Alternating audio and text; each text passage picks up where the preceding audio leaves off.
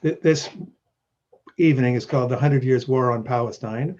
It is presented by the Ottawa Forum on Israel-Palestine, www.ottawaforum.ip, and you can check out our website with our mission and objectives there.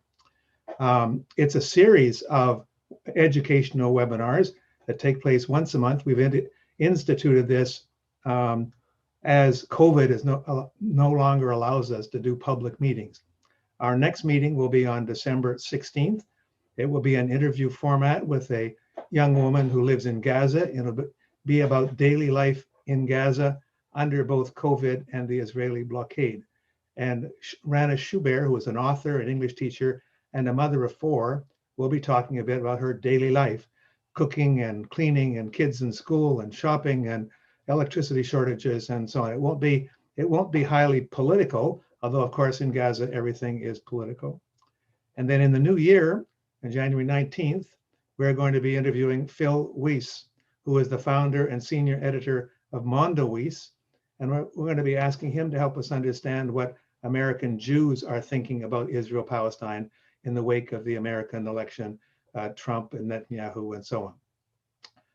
But tonight, it's the 100 Years War on Palestine with Professor Rashid Khalidi.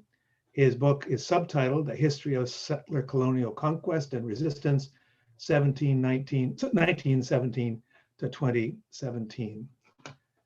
The agenda for this evening is this little welcome. We'll quickly review the webinar protocols. I'll set the stage with a few introductions, and then I will do an interview with Dr. Khalidi. I'll ask him questions for 25 minutes or so, and then we'll turn to questions and answers from the audience. And those questions and answers can be done either by clicking on the Q&A function at the bottom of your screen or on raising your hand. And my associate, Karen Walker, will help me with that. So we'll try to mix some questions where people can speak live and ask Dr. Khalidi their question live, or from written questions. Those of you who ask live questions, of course, we'll ask you to please make them very short. They can be questions or objections. There doesn't have to be questions, but in any event, I think keep it to 60 seconds, and that would be very helpful to let lots of discussion take place. Today's webinar was by registration. We do have more than 100 registrants, and the rest are live streaming on YouTube. You can use your Q&A function to send questions or to raise your hand. If there are any kind of problems, use the chat function, and the panelists can see that, and we see if there's some way we can resolve what challenges you have. The event is being recorded, and it will be sent automatically to all those who are registered for it, and will be available on the OFIP website. So introducing Dr. Khalidi, he is the Edward Said Professor of Modern Arabic Studies at Columbia University. Those people who pay attention to the Israel-Palestine issue will know both Edward Said and will of course know Dr. Khalidi as well. He was born in New York. He is the son of a Palestinian refugee father and a Lebanese American mother. He received a BA from Yale in 1970, a PhD from Oxford. Between 76 and 83, he was teaching at the American University of Beirut, which you remember was the time when Israel invaded Lebanon, and he had stories in his book about hair-raising escapes at that time. He is the author of several books and many articles, and he's the co-editor of the Journal of Palestine Studies. And OFIP is making a $200 contribution to the Journal of Palestine Studies graciously, and we are so pleased that Dr. Khalidi is with us here tonight. So, Doctor, welcome. Thank you very much for joining us here in a very snowy Ottawa tonight.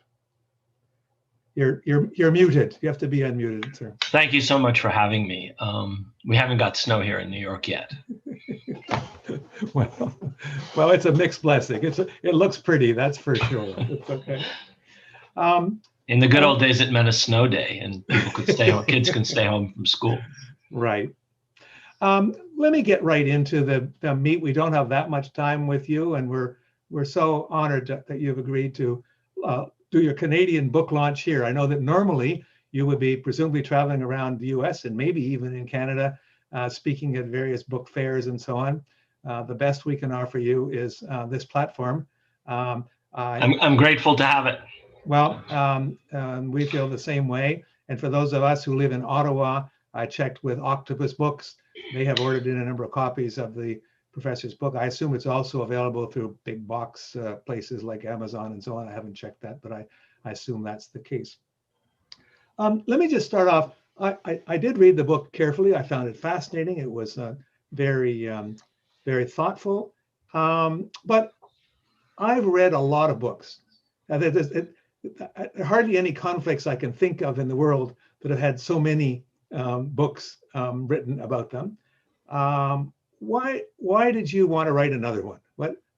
What motivated you to do that? And let me join that to a related question. Your book actually was quite unusual in the sense it had some aspects of history and some aspects of autobiography.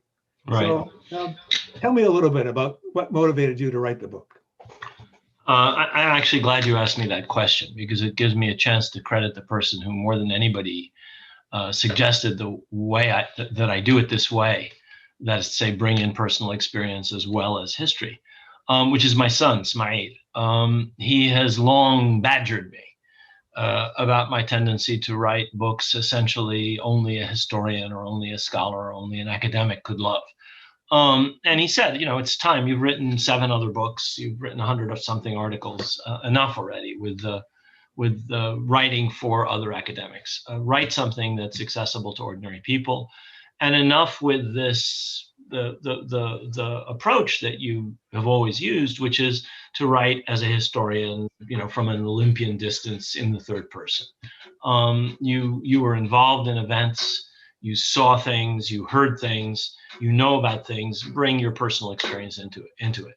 So he and a couple of other people very strongly urged me to write a book that people could relate to, could read, that would be, make a convincing argument, but that would be relatable and accessible. And that's what I really tried to do with this. So this is the first time I've ever brought myself into the narrative of something I was writing.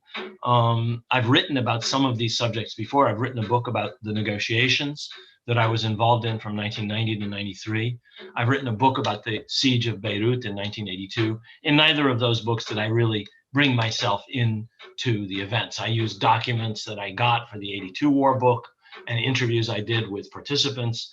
I used my own personal experiences, but written through the documents that I had access to for the book on the negotiations. It wasn't even just about you. It was about your father and your grandfather and uncles and the whole family history, in a sense. Made it very interesting. This was both my son's influence and the influence of my editor.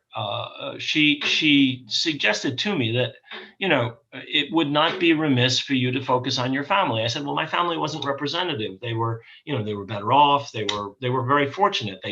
Many of them lost their homes, but like other Palestinians, but they didn't suffer as other people did. They were part of the Palestinian elite, as I read the precisely. Yeah. And I say that in the book.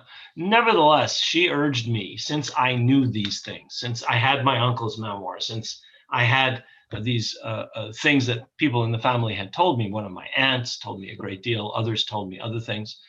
She said, use that stuff. And so I did. And so it's very different to anything that I've written before. And I hope more accessible to people who are not specialists. For the specialists, there are 45 pages of footnotes. You can delve to your heart's content in the documentation. Thank you for that. So let me go back just to the title of your book.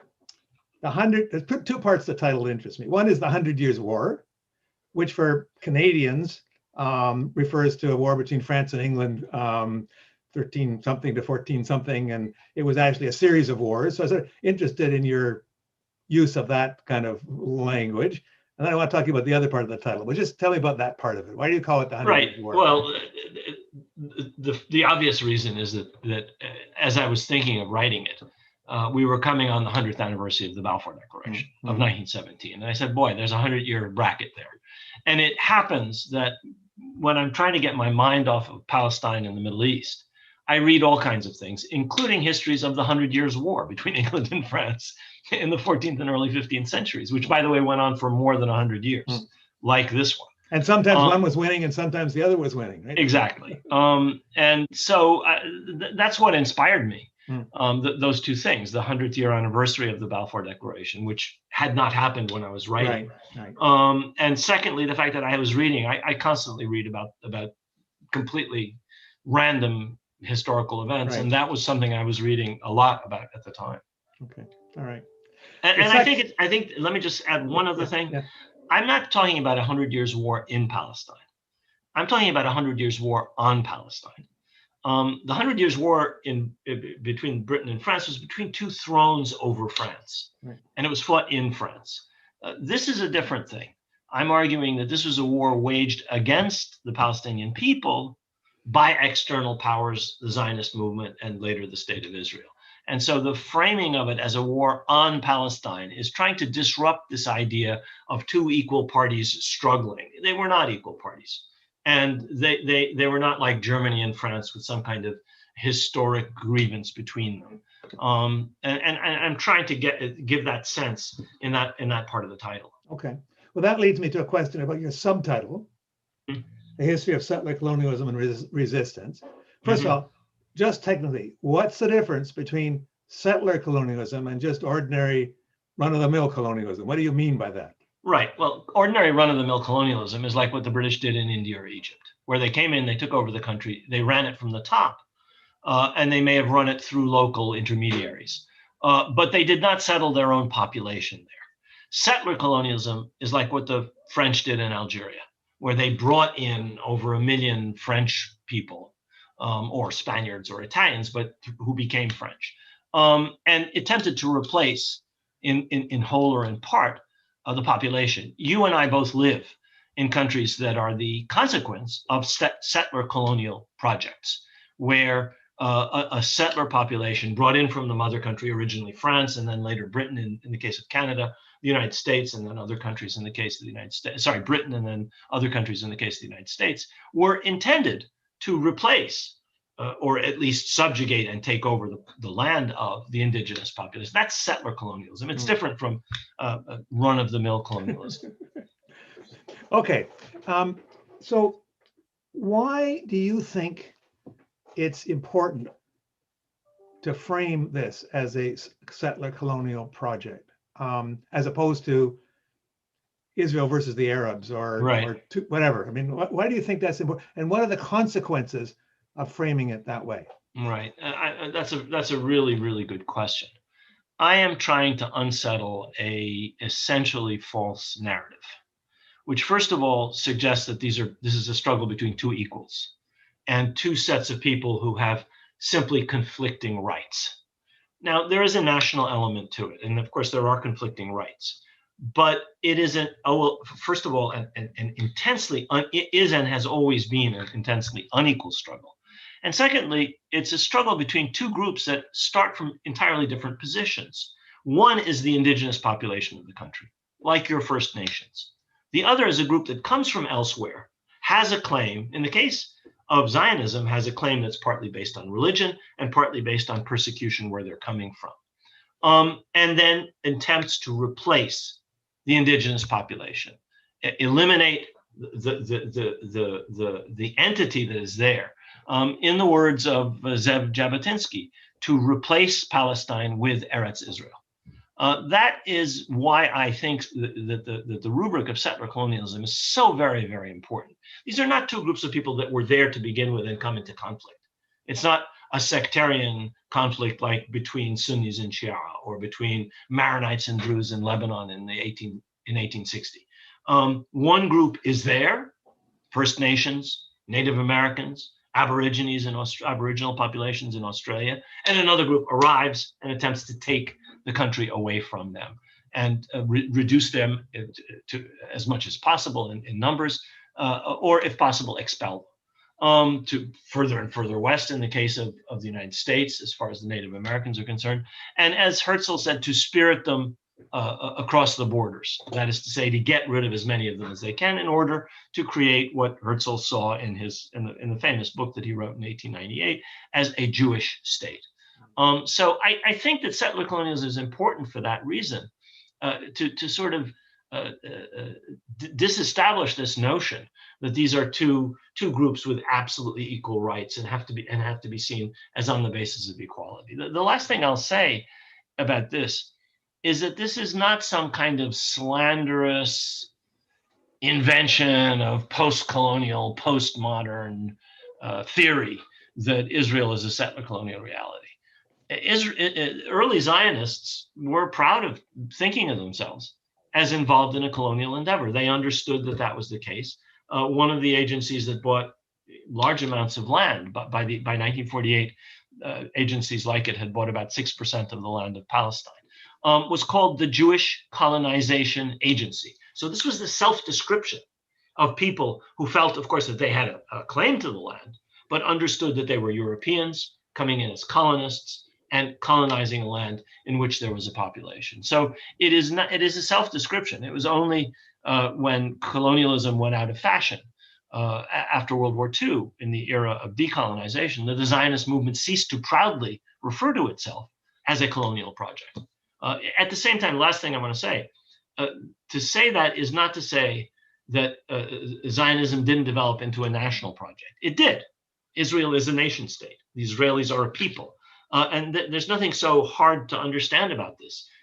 You all in Canada, we all in the United States live in nation states that are the result of successful settler colonial projects. That is not in any way it's a reality that must be recognized, but it doesn't in any way call into question the existence of Canada or the existence of the United States of America, or for that matter, the existence of an Israeli people. That Israel is rooted in a settler colonial process doesn't negate in any way the fact that that process successfully created a national entity. I think my sense is that, I was going to ask you a separate question on that, but my sense is that view is at the moment not widespread amongst Palestinians. And I'm not in a very good position to judge Palestinian opinion generally, but in terms of the reading and talking I've had, I think you're going upstream on with that view. Well, there are Palestinians who will deny that there's such a thing as an Israeli national entity, or that the Israelis are a people. I think they're blinding themselves, for reasons that are understandable, to a reality that is as bright as the sun. This is not some shambling collection of misfits who have absolutely nothing binding them together, that has created a nuclear superpower, a major economic power, and that has managed to supplant the Palestinians to a certain degree in their own homeland. I mean, this is obviously a settler colonial project that has achieved a certain measure of success, and has done so through a degree of cohesion and of national forging of a national ethos that has proven itself quite strong.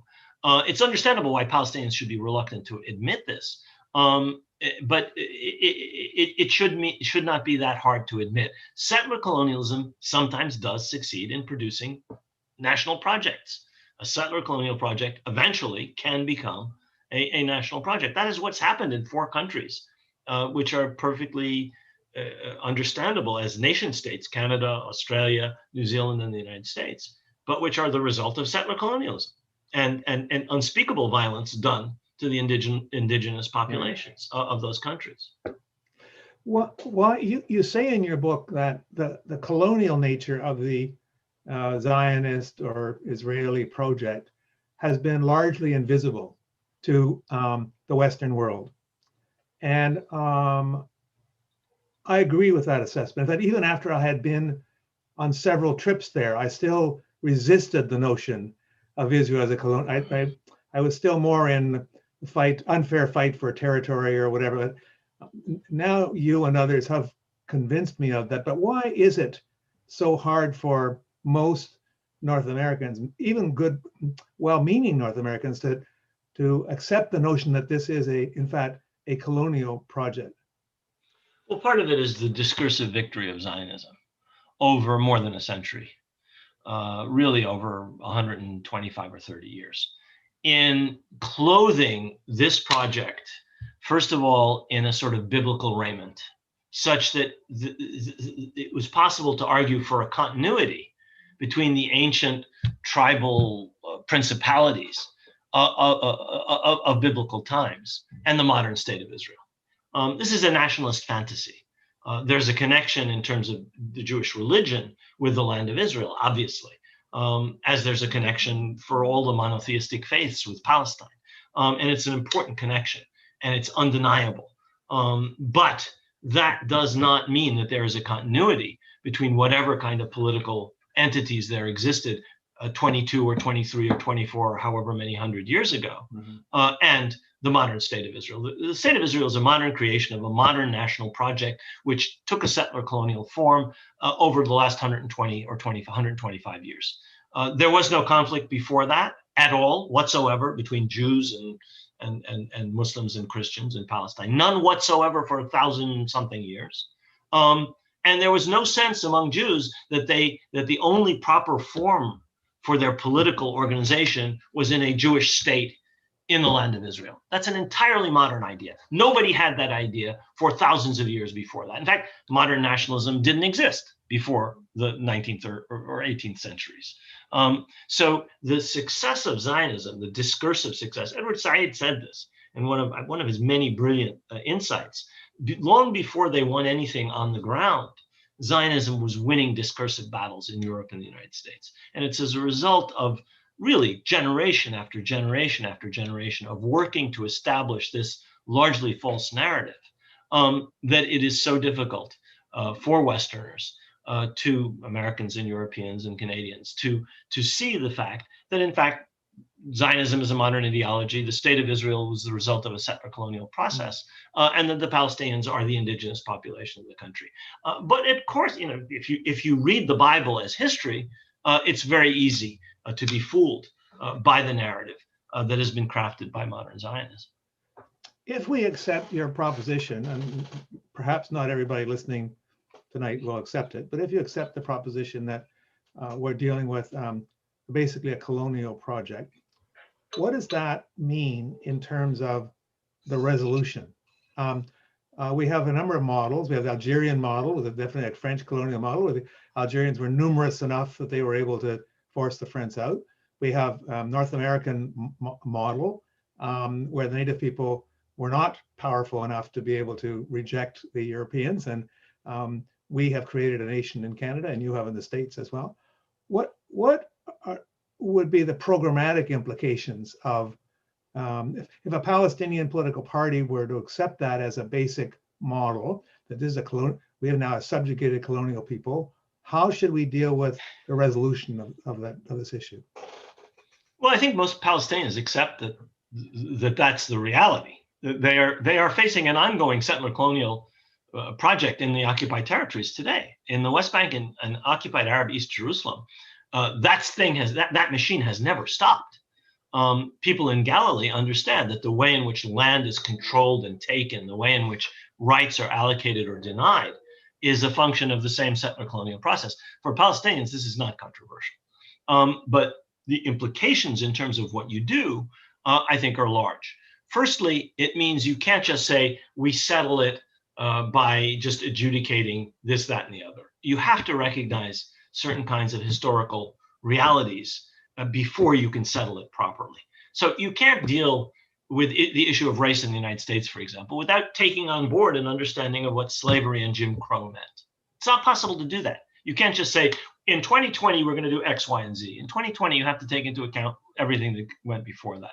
The same is true with the United States addressing the issue of its own settler colonial heritage and what that did to Native Americans and what that implies for the relationship of a country like the United States or Canada or Australia to its indigenous population. And the same is true with Israel.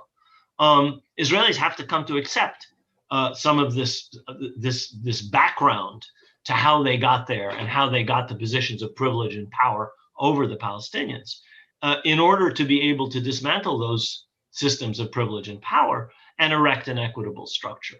You can't do that without going back. That does not mean sackcloth and ashes and original sin and so on and so forth. It means understanding that that's how we got here, and in order to get somewhere better for both, obviously, ultimately, it's necessary to accept that reality. Now, what it implies in terms of how you resolve this century-long war, it could have a variety of resolutions.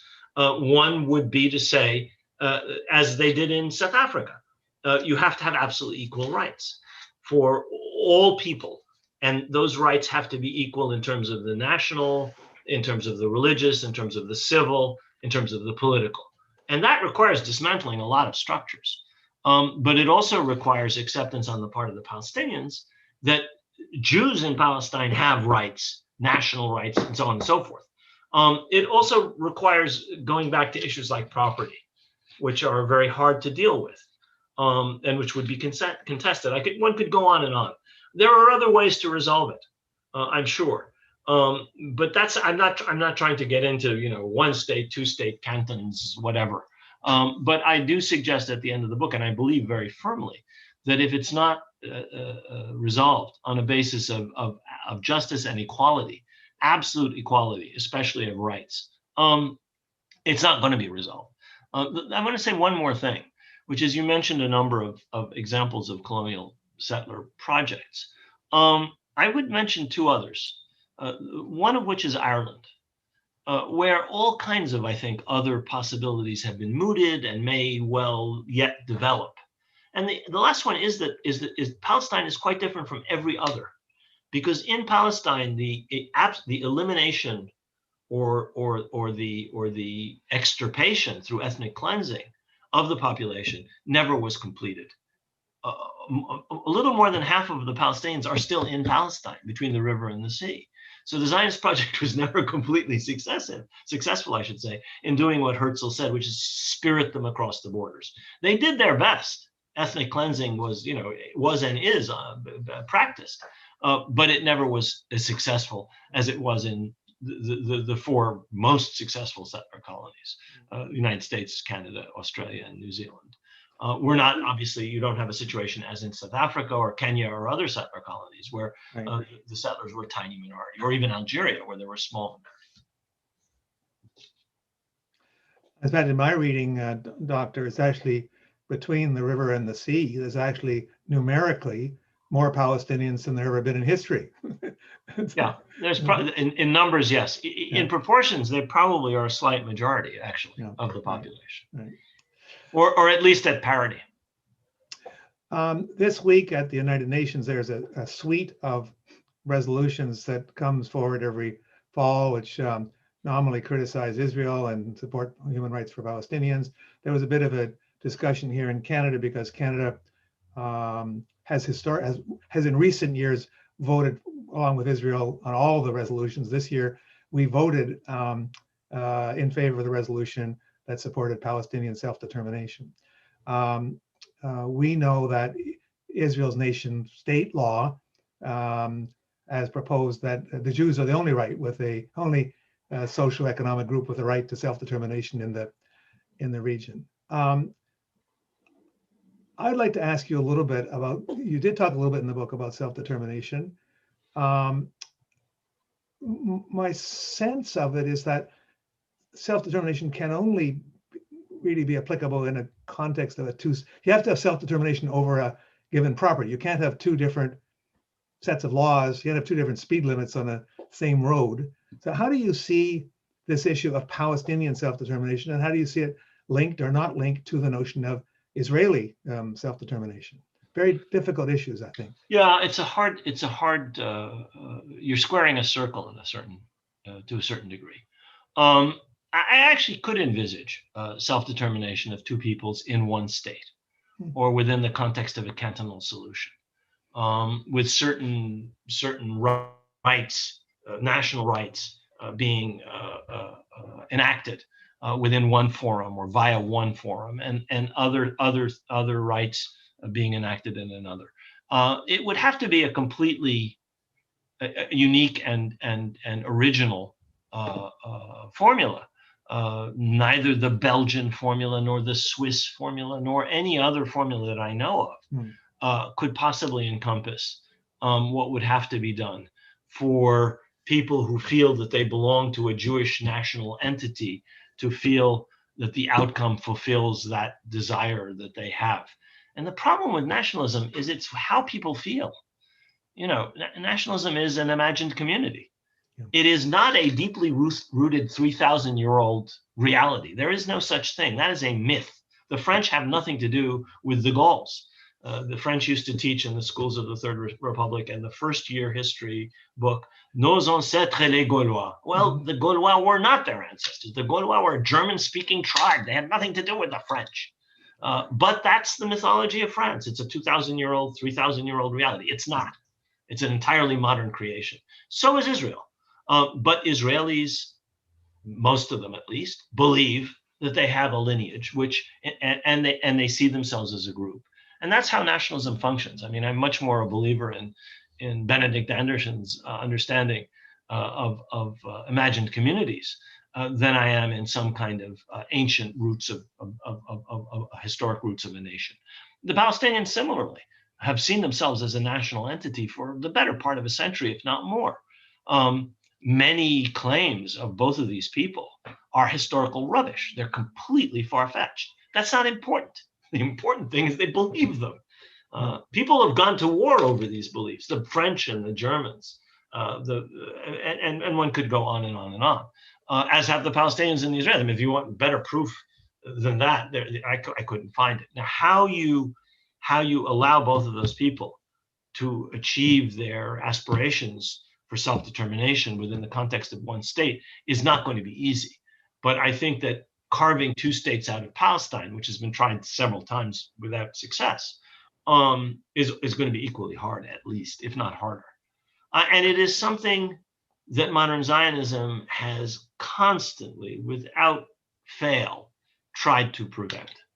Denying the other people its national rights in Palestine has been one of the driving motive forces of modern Zionism, and it's expressed itself in this 2018 nation-state law, Jewish nation-state law, which you mentioned. Right. There is one people with the right of self-determination in the state of Israel, which, as it has expanded, means the whole of what they call the land of Israel, i.e., the entirety of Palestine. So you're going to have to unwind that whole thing. Right. Which is a driving force of Zionism. I mean, people could have immigrated to the United States if they wanted to melt into a melting pot. They could have stayed where they were if they wanted to stay a minority. The whole idea behind Zionism is to create a majority and to create a Jewish state. There's no point to this exercise otherwise. And that meant reducing the population of an overwhelmingly majority Arab people to a minority by expelling them. I mean, there's no other logic there's no other possible logical understanding of what Zionism has always meant. And that has to be reversed. That's the problem with Zionism. I start the book by citing a letter from an ancestor of mine to Theodor Herzl, where he says, in principle, Zionism is, I can understand Zionism. You're persecuted in Europe. I can see why you would come to these conclusions. But the problem is Palestine already has a population, and that population will not agree to be supplanted. He was right. It did not agree to be supplanted. Zionists would not accept that analysis, and many of them still haven't. And that is the problem with Zionism, not the idea that the Jews are a people. If people think they're a people, they're a people. It's that they have the exclusive right to a country that has another people. That's the problem. I'm going to ask you one more question, and then we'll turn to the audience. I've seen a number of questions piling up, so I remind people, use the Q&A function if you want to write down your questions, or raise your hand, and we will try to accommodate a little bit of one, a little bit the other. How do you explain or deal? I've met many Jews, many Zionists who don't see themselves in that. They will tell me stories about how they got along together, that we really didn't want to fight. I'm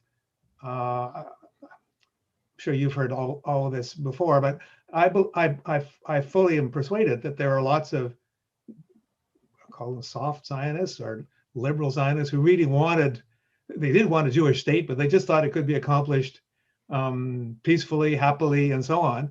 And they don't see themselves in those quotes from Jabotinsky or Ben Gurion or others, and they think maybe I'm being a bit unfair and citing them. How do you address these two? First of all, do you agree that there are two currents? I'm schematizing. And how do you address people who are persuaded by that? Well, there certainly was a current of cultural Zionism, which did not see statehood or ethnic cleansing as necessary to the achievement of some sense of Jewish peoplehood, especially before the rise of modern political Zionism. The idea of a return to Zion is always there in religiously, and for even some secular Jews. So yes, there was always a cultural Zionism. There was always a religious linkage to the land of Israel. I mean, next year in Jerusalem, you don't need to go farther than that. None of that implies hegemony over another population or elimination of enough of that population to create a Jewish majority. That's modern political Zionism. That many people didn't see that or accept that or understand that, I know to be the case. It also was the case that there was a higher degree of coexistence, especially before the Balfour Declaration, especially before the British came in and began to help implement the program of modern political Zionism, which was to create a Jewish majority in an Arab majority country. Now, you have to come to terms with the idea that a Jewish state in an Arab country means somebody has to be moved. You don't want to see it, pretend not to see it. It cannot be unseen. You cannot create a Jewish state in an Arab country without the country being de-Arabized. I mean, it does not compute. Now that many people don't want to see that, hide that from that reality, I can understand, but it nevertheless is a reality. There were people in groups like Brit Shalom, which right up to the 40s were trying to figure out a way to create a binational reality in Palestine. And they were some of the most eminent intellectuals and public figures in the Yishuv, in the Jewish community in Palestine. They were a distinct minority, however. All of the politicians, without exception, accepted the idea that you had to create a majority Jewish state, and they would do absolutely whatever it took to do that. And they were driven by the realities in Europe, which is where all of them came from. We are not talking about native Palestinians. Palestinian Jews play a very small part in the Zionist movement, if any part at all. Some of them, a few of them play a part, but not very many.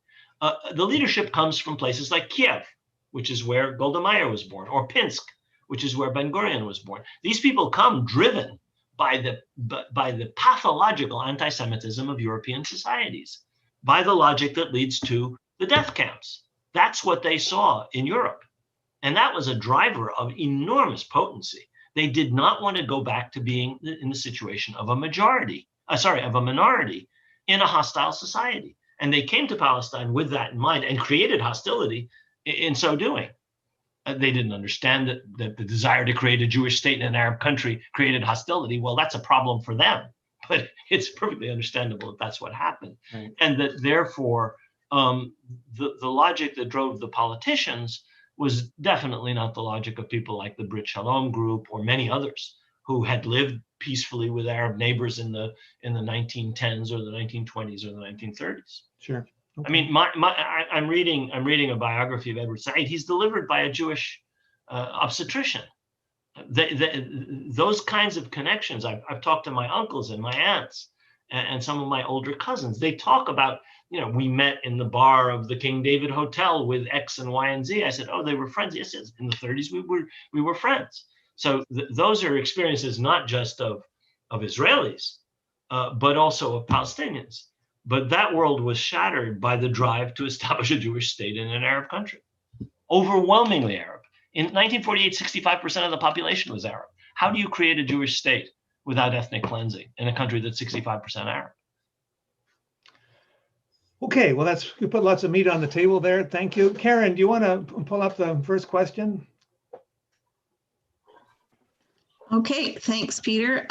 First question is, you acted as an advisor to the Palestinian Authority back to Madrid and Oslo periods. Why did you think that deals with occupiers would work? Yeah, I was an advisor to the Palestinian delegation. There was no Palestinian Authority at the time. It was the PLO that chose the delegation.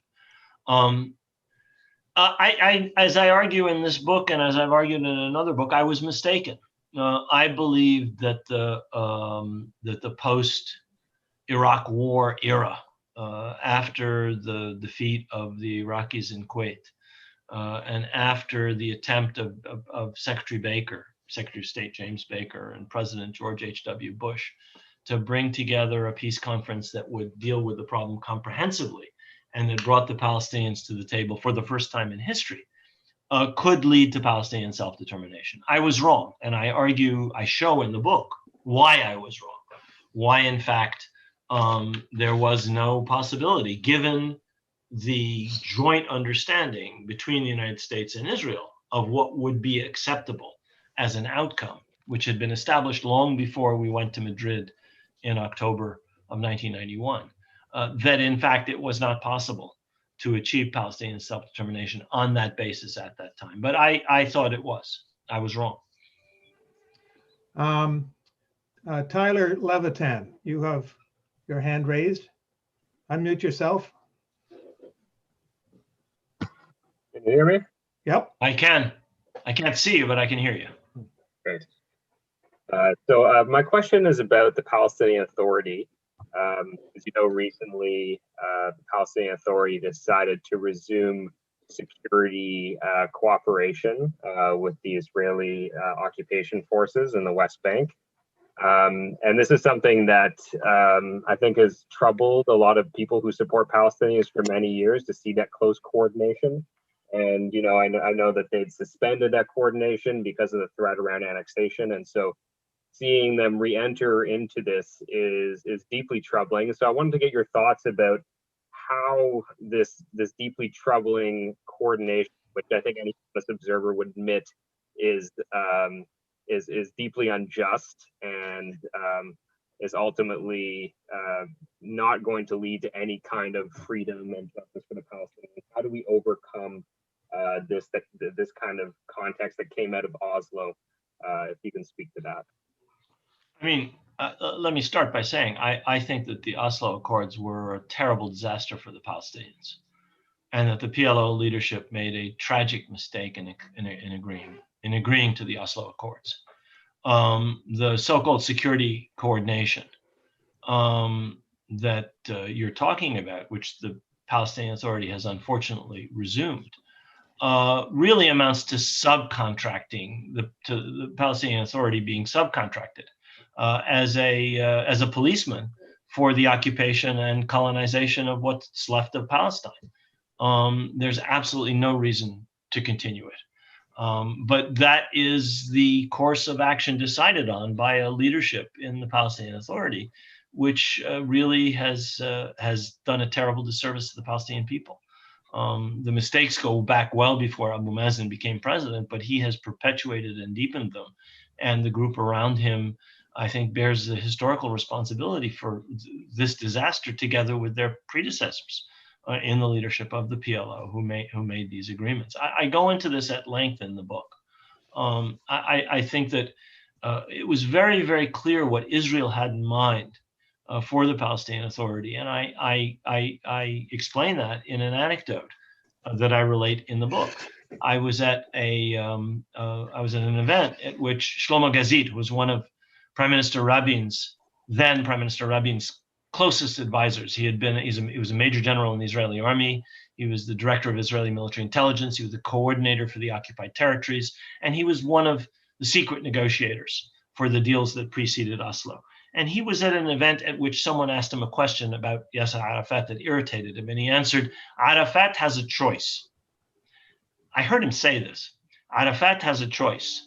He can be a lahad, or he can be a super lahad. Now you have to know the background, which is that General Antoine Lahad was basically a hireling of the Israeli military. He was a former Lebanese military officer who headed the South Lebanese army, which was an auxiliary force to the Israeli occupation of South Lebanon.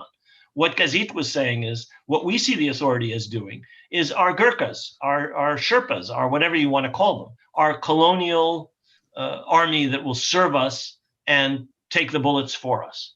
That's how they saw the Palestinian Authority. That's how Rabin saw it. Shlomo Gazit was not the prime minister. He was just an advisor to the prime minister, but I think he perfectly represented the view of the Israeli security establishment. The first Intifada had shown that direct Israeli control of the occupied territories was too costly, and they had to devise a means for indirect control while maintaining their overall possession of those territories. That was what Oslo was intended to do. And the Palestinian Authority has sadly, tragically served that purpose ever since. Tyler, thank you for that question. Dr. Khalidi, thank you. Karen, have you got another one there? I see quite a few questions accumulating there. Yes, this one is about your book. It says, I didn't know what a mess Palestinian leaders have made and how and why. What should Palestinians and their leaders do now? Well, let me preface my answer by saying that the job description of a historian doesn't include predicting the future. So I don't know what's going to happen. And I'm no better qualified than anybody else to tell people what should happen. But I can say a few things are absolutely necessary if the Palestinians are to get out of the mess they're in. The first is to unify their ranks. Palestinians are weaker than Israel. They cannot remain divided in the face of a much stronger adversary. The second thing they have to do is to renew their leadership, to get rid of people who have failed, who have no strategic vision, who are ideologically and politically bankrupt. And by this, I mean not only the leadership in Ramallah, but the people who are running the Gaza Strip. They have no strategy and no vision. The third thing to do is to put together a new strategy, a clear strategy that is based on a Palestinian consensus about how the Palestinians should operate going forward. And that has to be a strategy which can be made understood to everybody, not just Palestinians, but people in the Arab world, not just people in the Arab world and in Arabic, but people in Europe and the United States. Zionism was not successful just because they had guns, or just because they invested, or just because they worked hard. Zionism was successful, or just because they had the big battalions of the great imperial powers on their side. They had the British, and later on they had the Americans, or the British and the French, or the Americans again. It was successful in large measure because it won discursive victories talking in English and German and French and Russian and every language of the globe, putting forward a vision of what they wanted and why it was just and so on. Palestinians briefly did that when the PLO was in its heyday. To a large part of the world, they actually brought a message that people understood and accepted. And that's why 100 countries have recognized the PLO or recognized Palestine, because of the efforts made in the 60s, 70s, and 80s by the PLO. It's high time to have a strategy for Palestine. And I'm not dictating what that should be. It has to be one that is based on a Palestinian consensus, but one which is also understandable to other people. What do you want? What do you want, you, the Palestinians? The Palestinians have to decide, and they have to be able to explain it clearly and legibly and intelligibly to the world, and to win people over to that. That's how you get international support. That's why the PLO had such a great degree of international support, because they had a message that was understandable to large numbers of people in the third world and in Europe and in other parts of the world.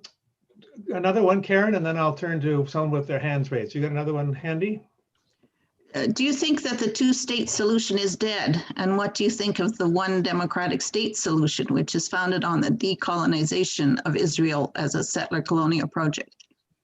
Yeah, I think both are going to be hard to achieve. There are enormous obstacles in the way of both.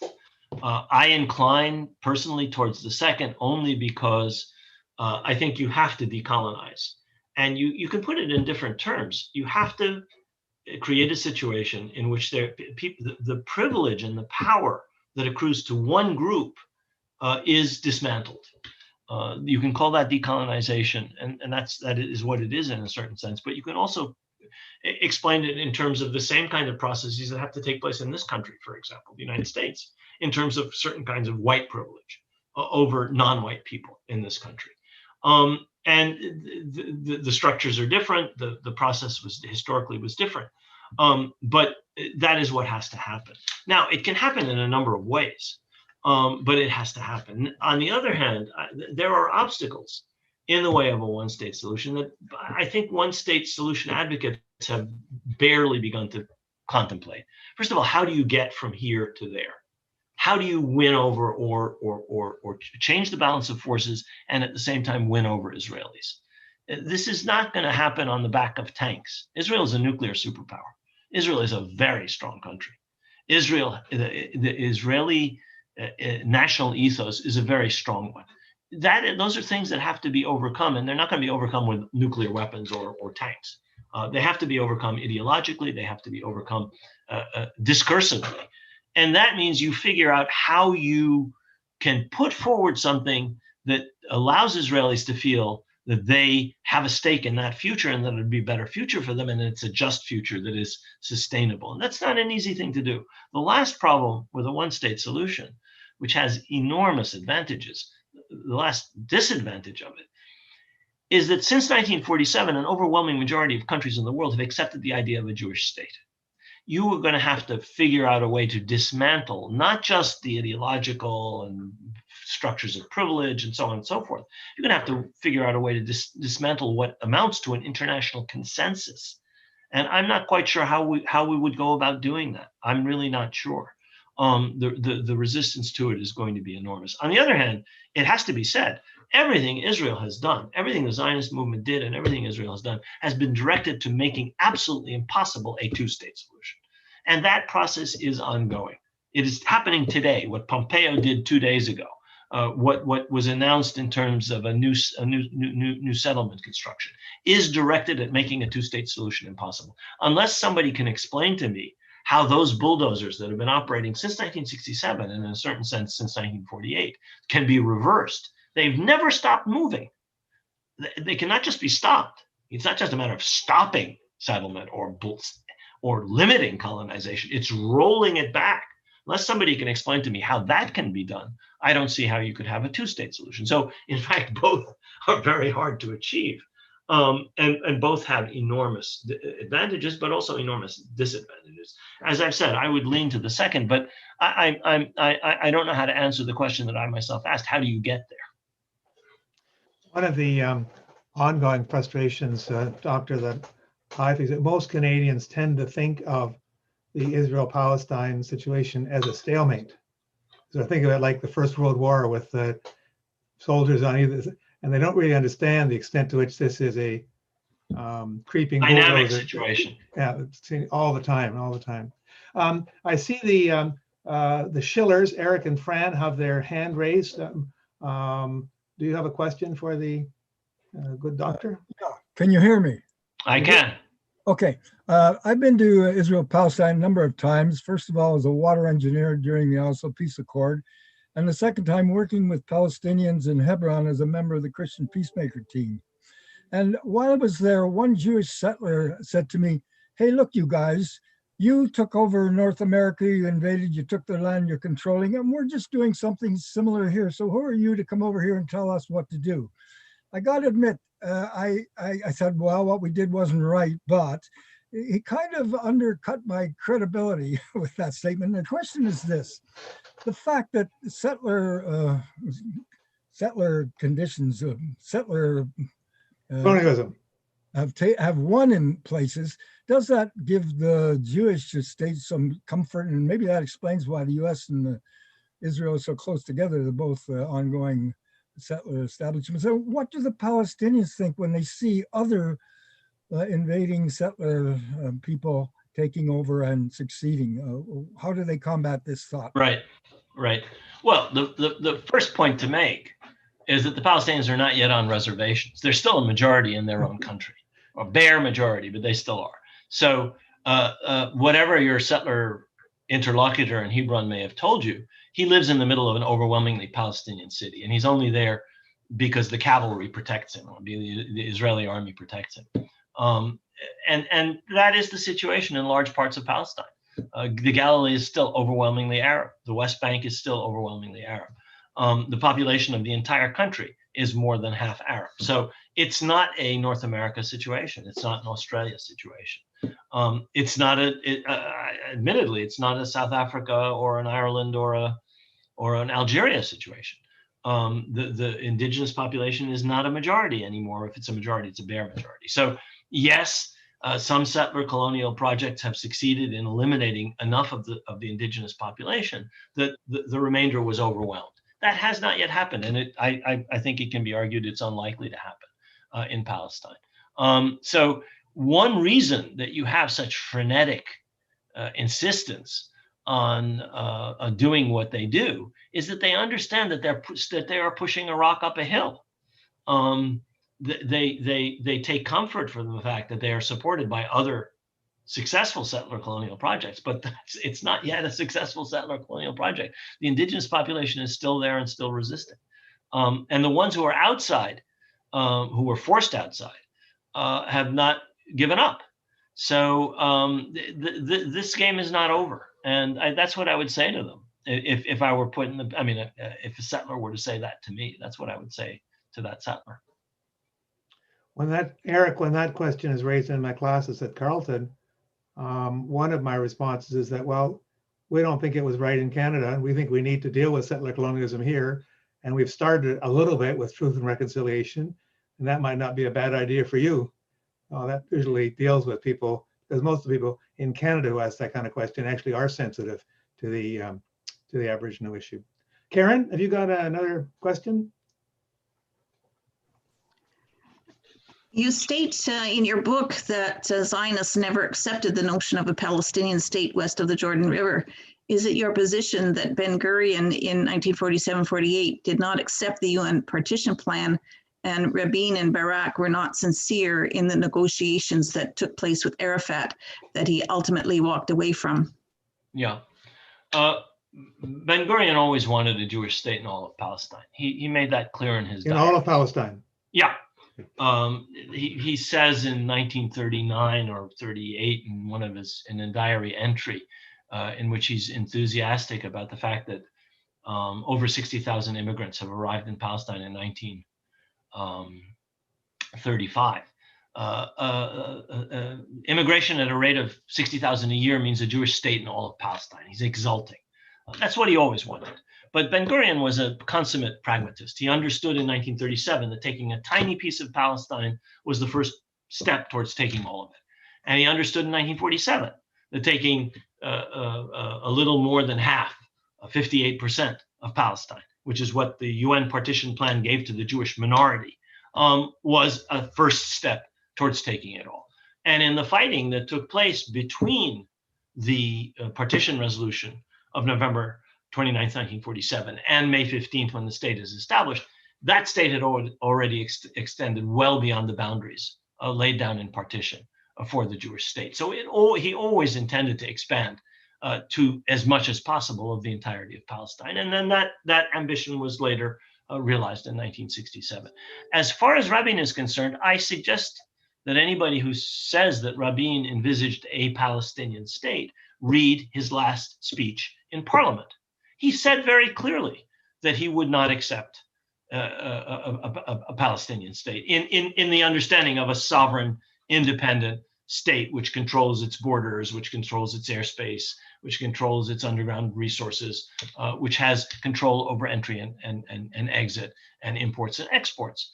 He talked about Israel retaining control of the Jordan River. He talked about Israel retaining security control. He talked about a state minus in this last speech. He made it very clear that the actual prerequisites for sovereignty and independence would not be met by what he called a Palestinian state. So no, neither he nor Barak at Camp David in 2000 was willing to accept sovereignty, absolute sovereignty, and absolute independence. Israel would have controlled the Jordan River under Barak's plan.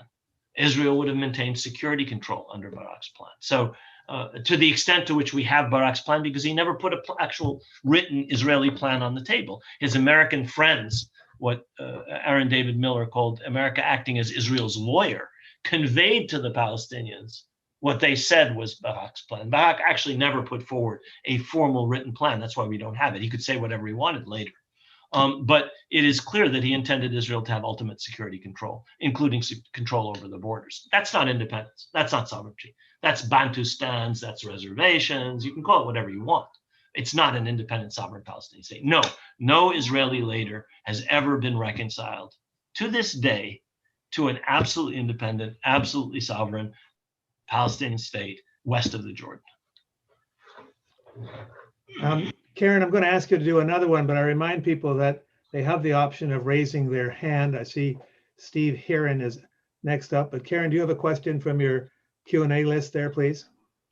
Would you agree that the Palestinians would be better off today if in the years since 1948, they had been more open to a settlement with Israel, probably requiring some compromises? You know, the Palestinians in 1988 said they would be willing to accept a compromise.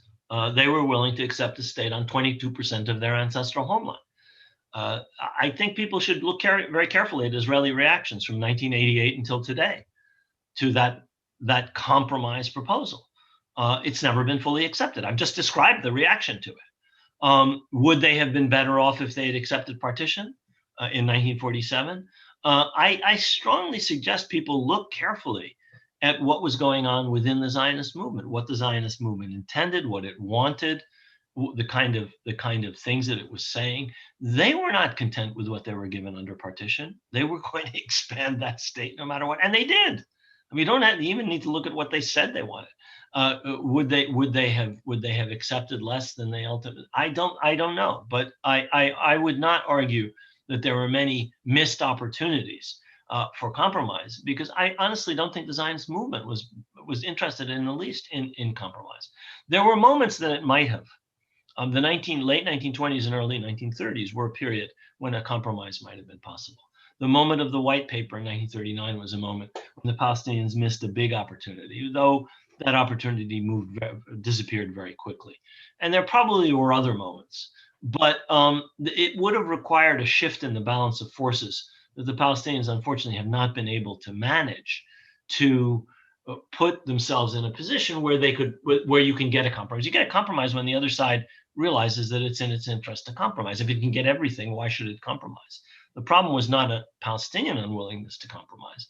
The problem was an unwillingness on the part of people who wanted the entirety of Palestine as a Jewish state to compromise on that objective.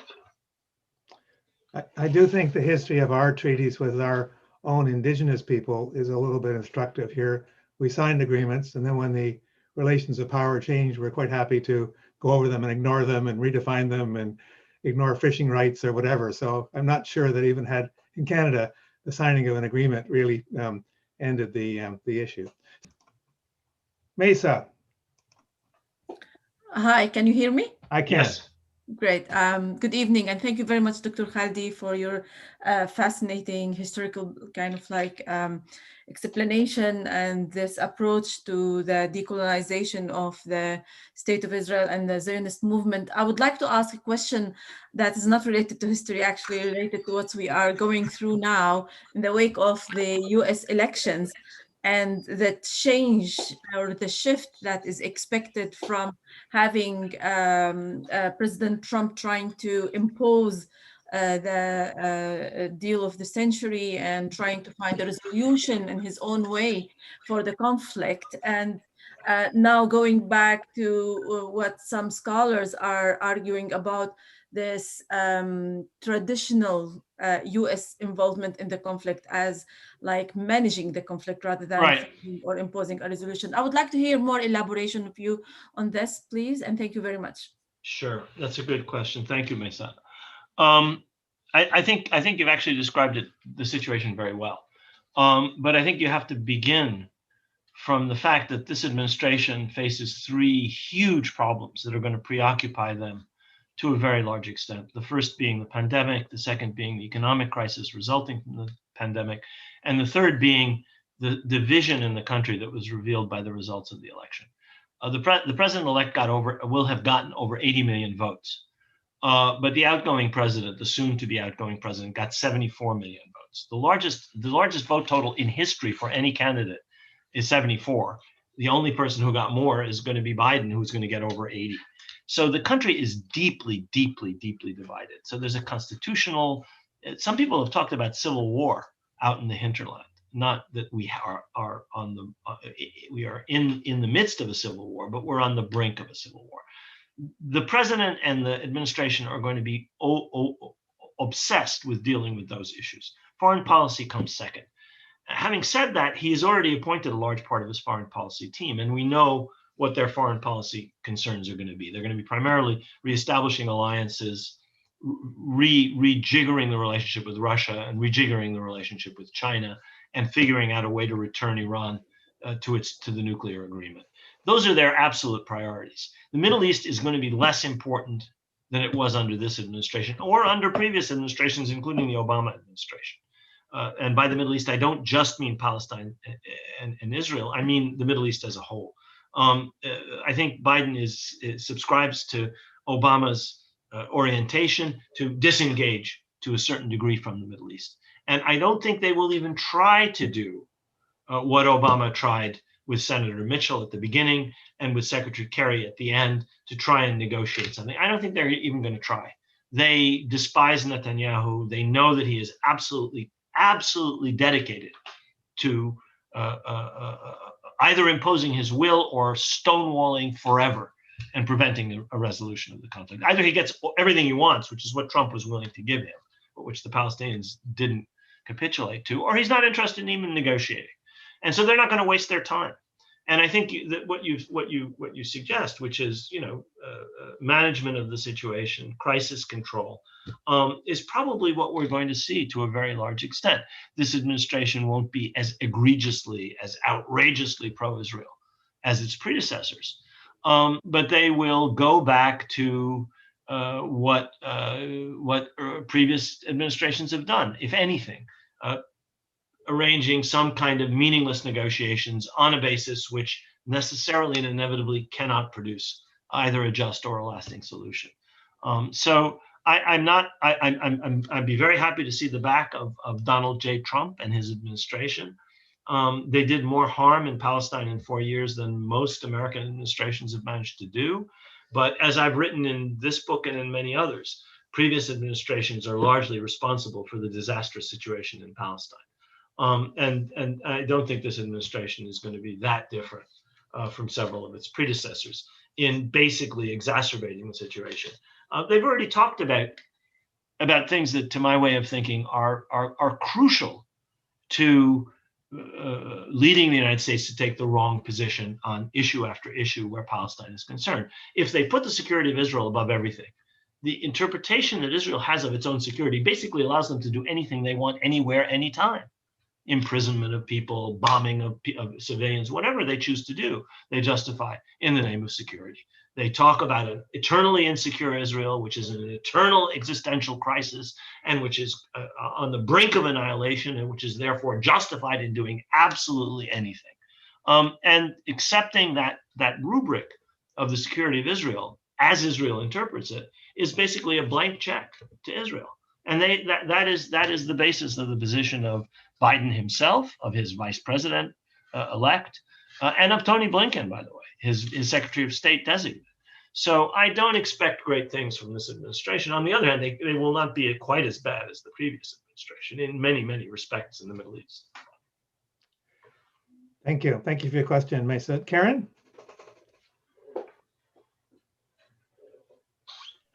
What is your view of the right of return of the refugees? I think everybody should have absolutely equal rights. If someone from Brooklyn who feels that they have a connection to the Jewish people has a right to arrive and obtain citizenship, then, my cousin in Toronto or whoever it may be, my brother who lives in Ramallah has a right to live there and not have to beg from the Israelis a tourist visa. I'm absolutely supportive of absolute equal rights for everybody, and that includes the right of everybody who wants to return Palestinians. I think Palestinians have an internationally sanctioned right of return, which is laid down in General Assembly Resolution 194 of December 1948, and it's an absolute right under international humanitarian law as well. So there is that right, and I think that if one wants to build a resolution of the conflict, it has to be on a basis of equality. And that means everybody should have the same rights, including a right to come and live in your own ancestral homeland. Is that an individual right, or is that one that can be collectively negotiated by Palestinian government of some sort? I think that's actually an absolute right. There was no, when 194 was passed in 1948, there was no Palestinian intermediary. Palestinians were not represented when 194 was passed. That's an individual right. It's a right of a collective right, but to be exercised individually, and one which cannot be mediated or negotiated away, actually. And just while we're on it, can it be inherited? It can be, yes, of course. Of course. Of course. I mean, if you accept the idea that people who claim a connection that's 2,000 several hundred years old have an inherited right, then certainly you have to accept that somebody like me, who was born in New York, but whose father was born in Jerusalem, has that right. I mean, what's sauce for the goose over 2,000 years has got to be sauce for the gander over 80 or 70, whatever it is. I mean, the idea that the chutzpah of those who would ask, who would say, I'm not saying you, obviously, Peter, of those who would deny that right to the Palestinians while claiming a superior right for themselves is astounding. Thank you. Karen. Are the Israelis currently deporting Palestinians? Yes. You know, the deportations are not always deportations, a helicopter flying somebody somewhere else. They can be through denial of residence. They can be, I mean, I've had a student who, I don't want to go into any more details. This person was working there with a work permit. This is a person of Palestinian ancestry, was denied residence. So a Palestinian she wasn't deported, but she couldn't come back. It happens all the time. I have many, many, many relatives who that's happened to, and everybody knows, all Palestinians know people to whom that's happened. Okay, Karen. What is your vision of the future for Palestine?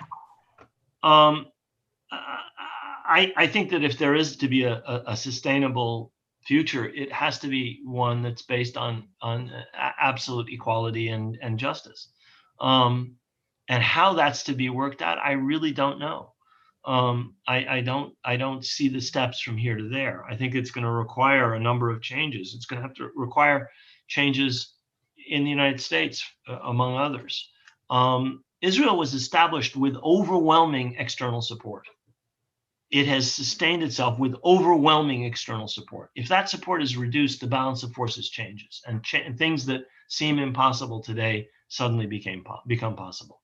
In the late 20s and in the early 30s, when the Zionist movement ran out of steam, partly because of the Depression, for a variety of reasons, and when immigration tapered off, and suddenly the Jewish population as a proportion of the whole stopped rising, and suddenly stagnated at about 17 or 18% of the whole. The Zionist movement became amenable to ideas that they were absolutely unwilling to entertain in the 10s between 1917 and the late 20s.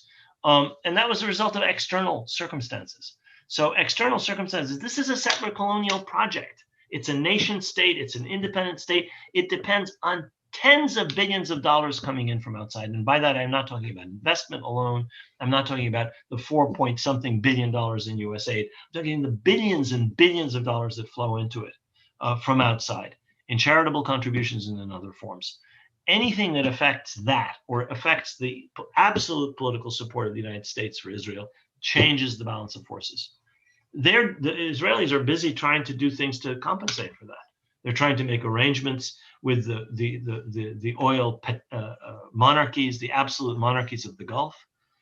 They're trying to improve their relations with countries like India, with countries like Russia, with countries like China. But ultimately, Europe and the United States, Canada, Australia, New Zealand as well, are the essential metropole for this colonial project. Which has to be sustained by that external support, not just the capital flows, not just the investment, not just the trade, but the diplomatic support and the military support. And we can all do a great deal to change that in the United States and Canada and in Europe. It's already begun to change in the United States in small ways that have yet to affect policy.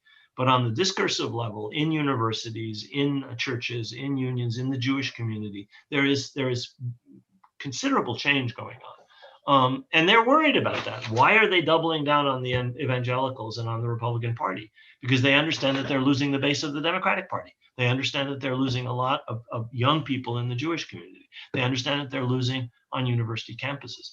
Columbia undergraduates passed a resolution supporting divestment of Columbia University from companies that support the occupation. So did Barnard College. So did Brown University. So did the University of Illinois in Urbana-Champaign. That's provoked a fierce campaign against BDS, against Jewish Voice for Peace, against Students for Justice in Palestine. and so on. And the fierceness of that campaign is an indication of how seriously they take this challenge. This is completely new. We never had anything like this. And we never had anything like a dozen or a couple of dozen members of Congress who have openly advocated for Palestinian human rights and have been opposed with money and slanderous attacks on them by supporters of Israel, and who've won in their primaries and then won House seats.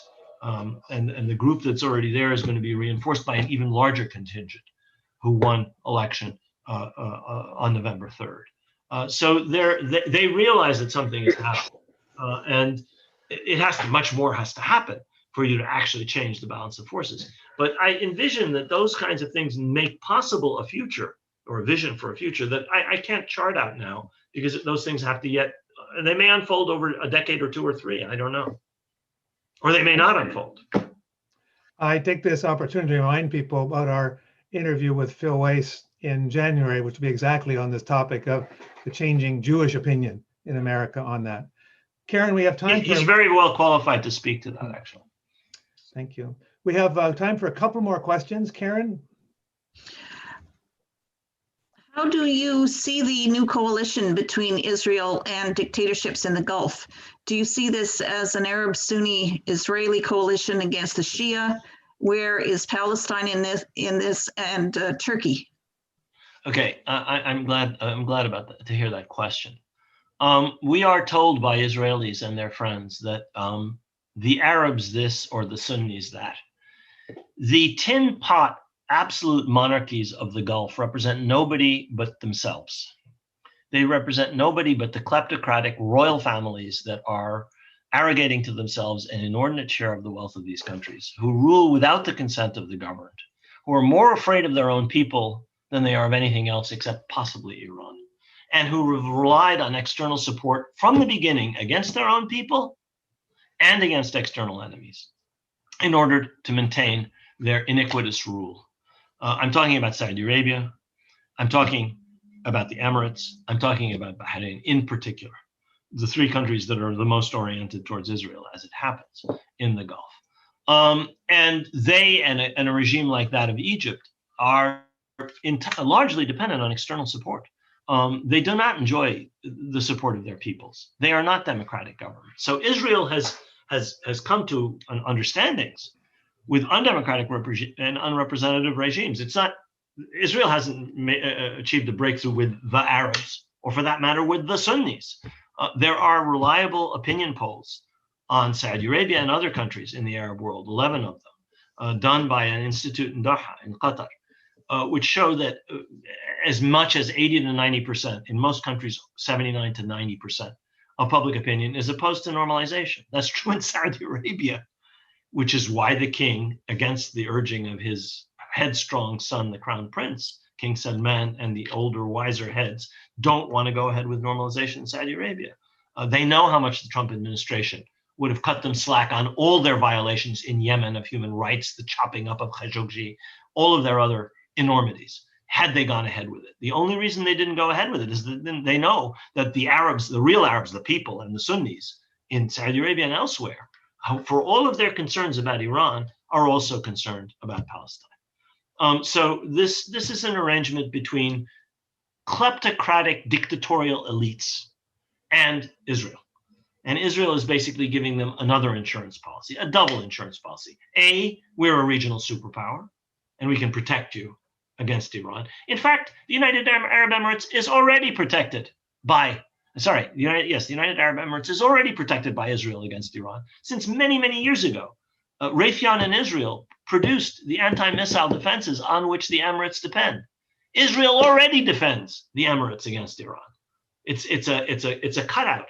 The company it was reported by Bloomberg. This is not some invention of me. Bloomberg's Business Weekly did a fantastic report on this. A whole bunch of companies in Israel, in fact, provide all kinds of security assistance to the Emirates.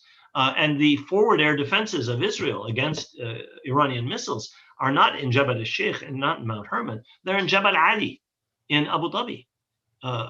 Their early warning radars are 800, 900 miles east of Israel. much closer to Iran, thanks to this arrangement. So it's a you scratch my back, I scratch yours understanding. Now, where does this leave the Palestinians? Obviously, it leaves them weaker.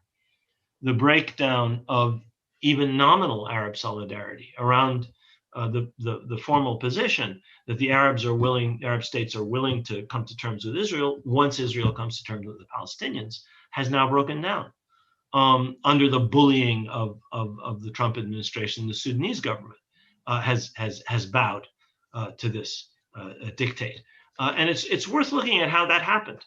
Who are the ones who are advocating this? The generals, the same people who carried out genocide in Darfur, the same people who are sending their mercenaries to fight with the Emiratis in Libya.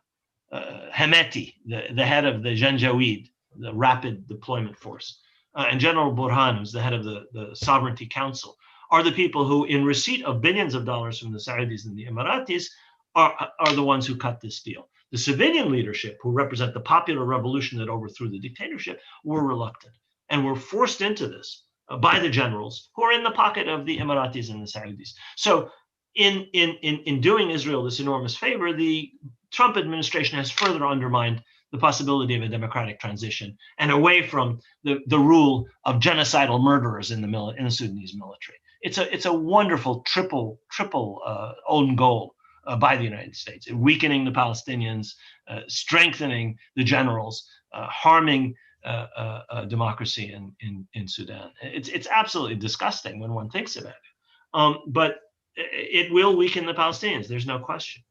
As long as the generals continue to receive these huge subventions, they're able to contest successfully the civilians who actually carried out the revolution against the previous regime. Professor, we're getting near to the end of our time. I see that. I'm just going to say a few words, and I'm going to come back to you for a few final comments, if you will. There is a summary of the chapters of the book, the different time periods. Then I want to remind people of our next webinar, which will be on December 16th on daily life in Gaza. That will again be an interview format with a woman who lives in Gaza. And then, as I mentioned, in January, the interview with Phil Weiss talking about these transformations or changes, Peter Beinart, the changes that are taking place amongst American Jews. And that should be a very interesting development. I also want to remind everybody that OFIP is voluntary and self-financed. Now, when we hold public meetings, of course, public meetings entail quite a bit of expenses, renting a room, bringing in a speaker, but these webinars are not without expense. We pay $100 a month to have a Zoom account. We do make a contribution to, in this case, to the Journal of Palestine Studies. And so we are very happy to get any transfers to us to help us keep on functioning. But I come back to Professor Khalidi for a few final words to wrap up. It's been our great pleasure and honor to have you with us tonight. Thank you very, very much for having me. And I hope people have been at least interested enough in what I've had to say to go out and buy the book. And if you like it, tell your friends to buy it. I think that, we have to change minds if we understand that this is a terrible situation. And to change minds, we have to inform ourselves. There are many, many ways to inform yourselves. One of them is to attend events like this. Thank you very much to all who did this, to Peter, to Iman, to Karen, to all of the people involved in this group who did this. Thanks to all of you for attending. And I hope you all keep yourselves safe and well. You can thank your lucky stars that you have a decent healthcare system in Canada, and what seems to be a functioning federal government. We don't have either in the United States, so wish us luck. We do wish Thank you very much. As Americans and as Palestinians, thank you so much again. Buy the book, even if you know a lot about the history of, about the history of the area, you'll find lots of new information that'll be challenging for you. So thank you very much, Professor. Have a good evening. Everybody else, thank you so much, Karen, Iman, and others. Thank you. Bye-bye. Thank you. Bye-bye now.